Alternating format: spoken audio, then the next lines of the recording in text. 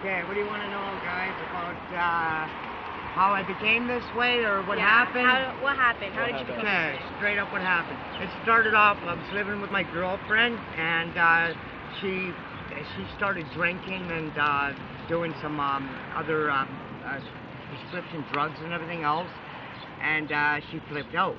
And I was trying to have her in control, and she was uncontrollable. So it ended up to be domestic.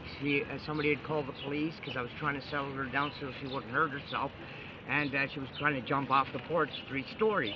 And she was trying to put a fish net on her. You know how they have the nets on some so the birds don't fly in? Yeah. So she was trying to put a hole in the fish net.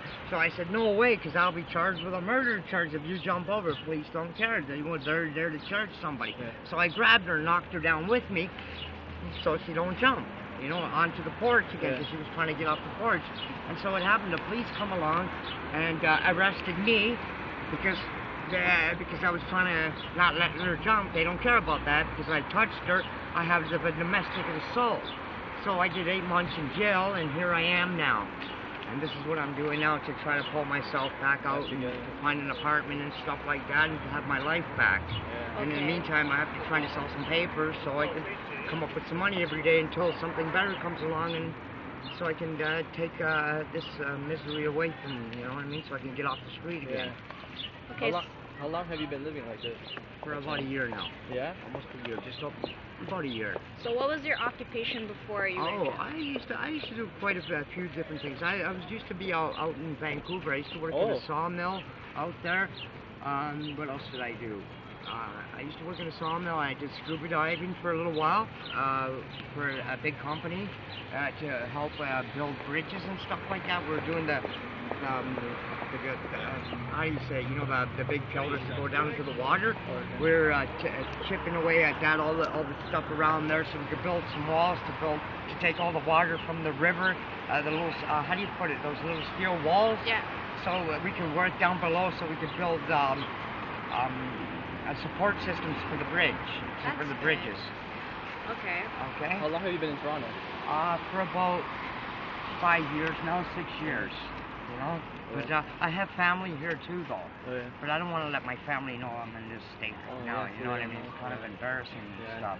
Because I have a 26-year-old son, and he's got a 5-year-old grandson. Yeah. And you know what I mean? The last thing I want to do is, hey, I'm a panhandler now, you know, basically. But, you know, I don't want to, you know, it's kind of an embarrassment type of thing. So you don't see your family? I do, just my mom and stuff, though, you know. But I tell my mom everything's okay. I'm living in an apartment and stuff, so she doesn't worry. Do you know what I mean? Because she's an elderly lady. I don't want to put her through that. Yeah. You know, even if I got to lie to mom, it's, you know, you have to do it. You know what I mean? So I don't want her to worry, you know, because she'll lose it, you know. But anyway, guys, this is what I do now, and I try to get enough money every day so I can stay at the International Hostel. The other hostels are really bad, you know, because the last time I was in one, I got jumped for $5. Really? And I was trying to give up the $5, but they didn't care. I ended up with 8 stitches across my eye. I don't know if you can still see the scar. But anyway, I ended up with 8 stitches across my eye, and they were trying to stab me at the same time.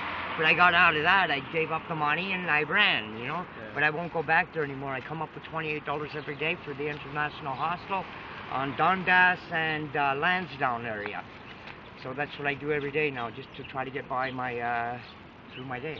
So where do you get these papers? I get them from a gentleman from Dave, which is right there. He's the distributor. There he is right there. There's Dave, right? And I get them off of him every day. I pay 40 cents a piece, and I sell them for $1 or $2, anything I can get. It's better than asking for money. This way, I can get through my day. You know, sometimes I do really good, sometimes I don't, but it's enough to get through. So where did you sleep last night? Last night, I stayed at the International Hostel. I paid $28, but some nights I don't always make that. I end up walking the streets all the time, which is pretty tough. You know, when you're walking and you've got nowhere to go, you might as well just stand still. Am I right? Yeah. But if it gets really cold, I'll go sleep in the stairwell or something. Yeah. You know, if I get too tired, because you can't keep doing this, because if you look burnt out, people are going to think you're on drugs or drinking, right? You know, which I haven't done in over 15 years. Which I'm proud of myself for that. Yeah. You know, keeps it together, you know what I mean? Yeah. You keep together when you don't do that, because you know people that do that, they end up in the slums. They're dirty, Yeah. And I try not to get that way, I try my best. That's good. But anyway, guys, so I hope your project becomes this Thank is a you. good one for you. Yeah. Thank you very much. No problem, guys. You guys have a wonderful afternoon, eh? You too. Take care. Take care, gentlemen.